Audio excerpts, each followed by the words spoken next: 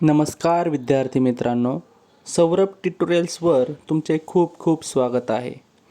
मी माझ्या चॅनलवर रायटिंग स्किल्सवर अनेक व्हिडिओ बनवल्या आहेत, त्यासुद्धा तुम्ही बघू शकता. त्यासाठी आजच माझ्या चॅनलला भेट द्या आणि चॅनलवर गेलाच आहात तर चॅनलला सबस्क्राईबसुद्धा करा, म्हणजे माझे नवनवीन व्हिडिओ तुमच्यापर्यंत लगेच पोचतील. आजचा जो व्हिडिओ आहे तो म्हणजे report writing.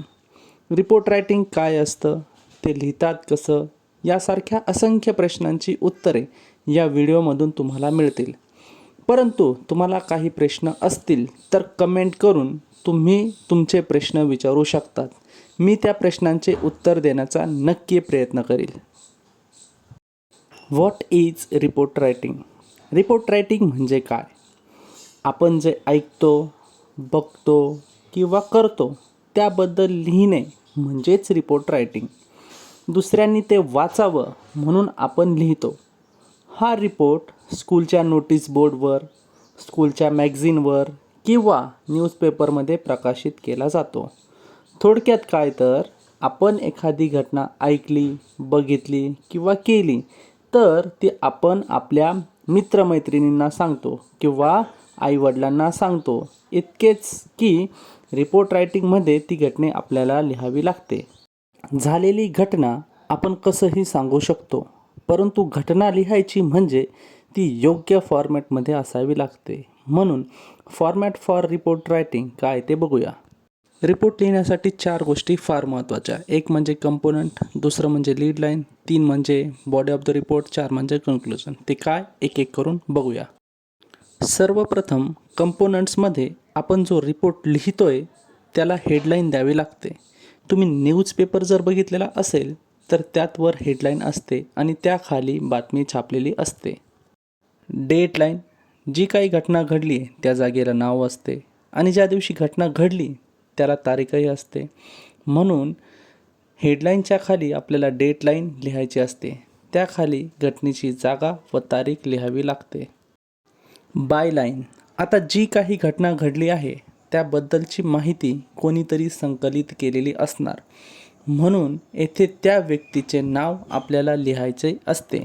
Introductory paragraph and body, या थोडक्यात इंट्रो दिलेला असतो आणि थोडक्यामध्ये माहिती यात सांगितली जाते. याआधी आपण कंपोनंट्सबद्दल माहिती घेतली. आता लीड लाईन म्हणजे काय ते बघूया. लीड लाईन ही इंट्रोडक्टरी पॅरेग्राफमध्ये असते. ही पूर्णतः हेडलाईनवर बेस्ड असते. यात ती घटना कशी घडली हे थोडक्यात लिहायचं असतं. ती घटना कधी, कुठे, कशी घडली यावरतून त्यातून काय आउटकम आला हे थोडक्यात समजते. यात घटनेबद्दल विस्तृत माहिती लिहावी लागते. कन्क्लुजन, घडलेली घटना पास्ट किंवा फ्युचरसाठी एक रेफरन्स म्हणून उपयोगी पडते. Guidelines for writing a report. Report 100 ते 150 शब्दात लिहावा, परंतु शब्द मोजत बसू नका. 100 झाले, 150 झाले, फक्त महत्त्वपूर्ण गोष्टी यात इन्क्लूड करा.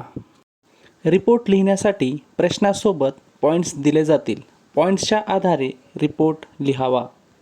बायलाईन ही रिपोर्टच्या सुरुवातीला असावी, म्हणजेच यात काय असतं तर place, date, event, name of reporter असते. इंट्रोडक्टरी पॅरेग्राफमध्ये व्हेअर, व्हेन, व्हाय, हू यांची थोडक्यात उत्तरे हवीत. यात महत्त्वपूर्ण अधिकारी आणि त्यांचा पदभार डेझिग्नेशन्स लिहावे. साधारणपणे रिपोर्ट असा लिहावा. इथे तुम्ही बघू शकता. यात तुम्ही हेडलाईन बघू शकता. सायक्लोन हिट्स महाराष्ट्र कोस्ट ही हेडलाईन आहे. त्यानंतर बायलाईन म्हणजे रिपोर्टचं नाव तुम्ही इथे बघू शकता. त्यानंतर डेटलाईन म्हणजे ते जागेचं नाव व तारीख लिहिलेली आहे.